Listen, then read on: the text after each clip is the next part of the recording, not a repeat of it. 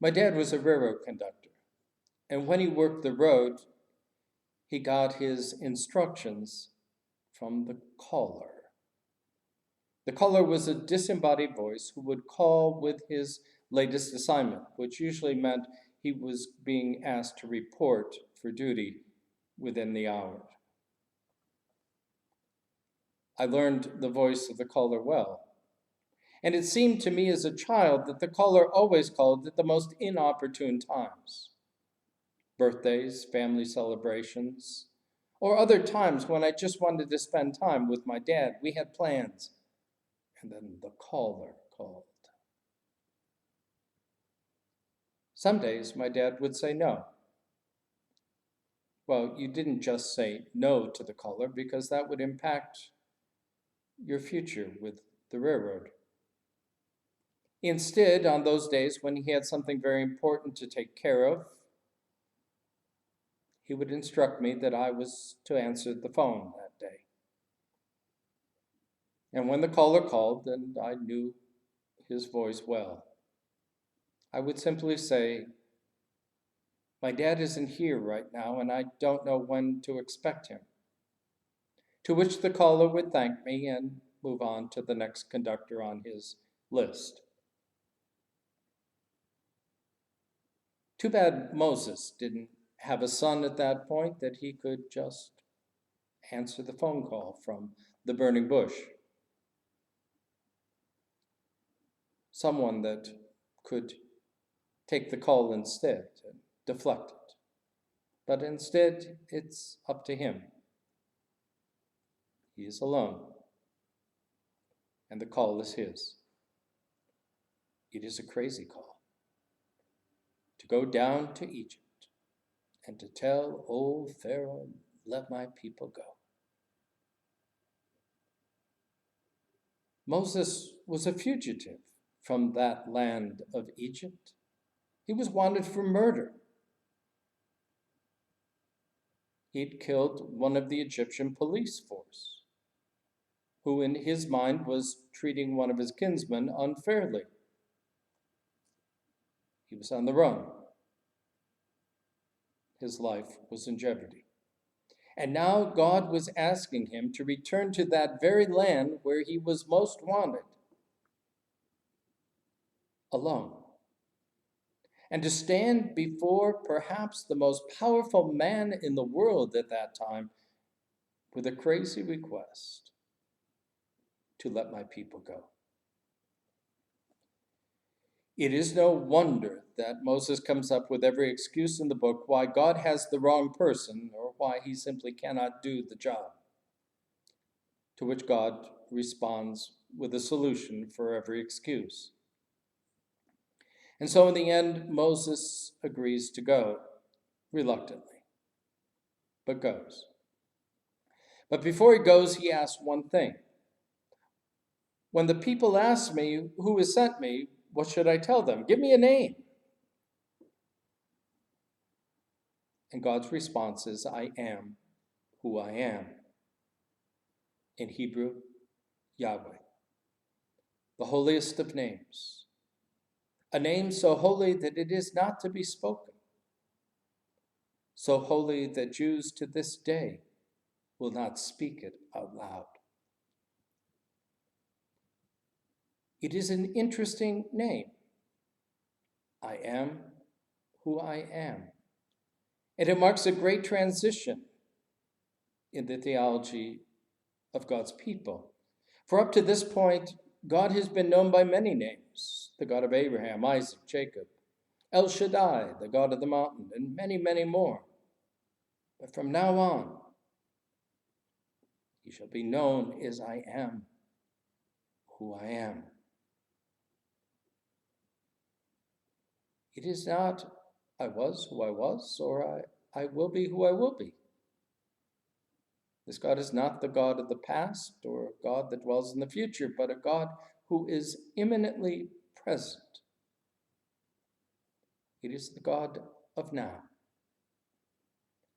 Now, God is with us. He is with Moses.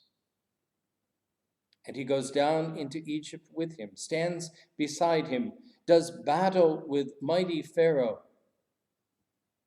and brings Moses and the people through the sea and into the promised land.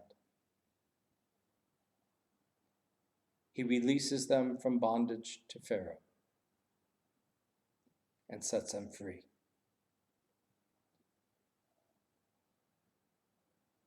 For the last few months, we have been in bondage to, among other things, a virus.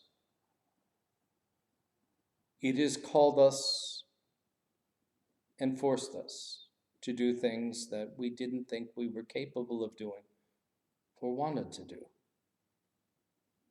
It has challenged us in ways that we thought were beyond our means and our abilities.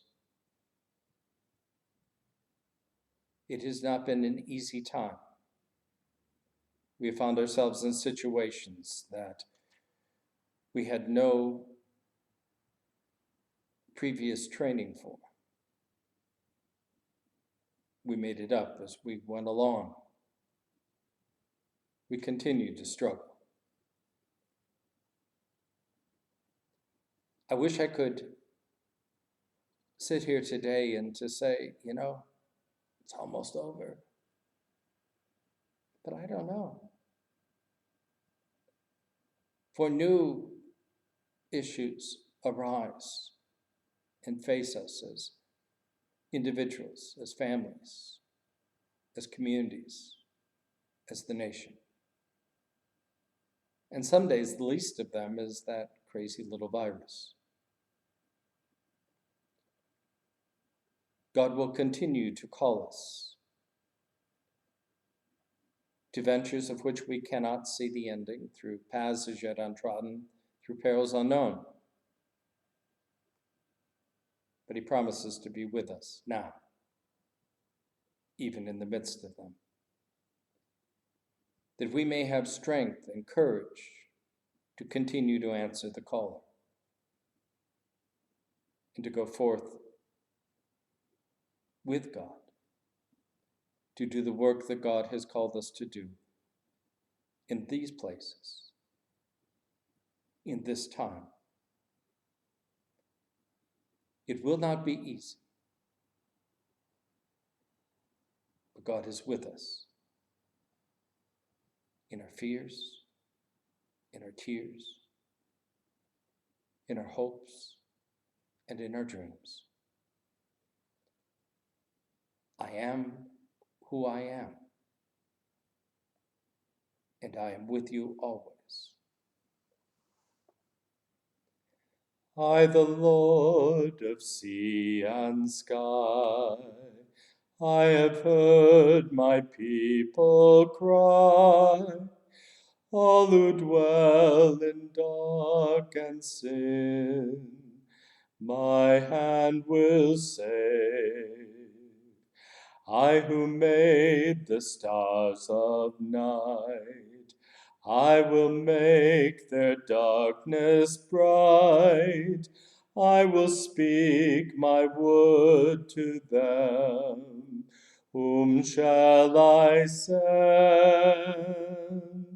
Here I am, Lord. Is it I, Lord?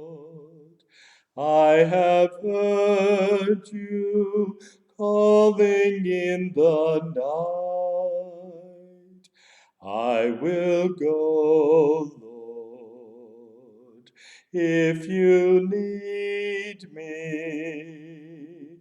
I will hold your people in my heart. I, the Lord of snow and rain, I have borne my people's pain. I have wept for love of them. They turn away. I will break their hearts of stone, give them hearts for love alone.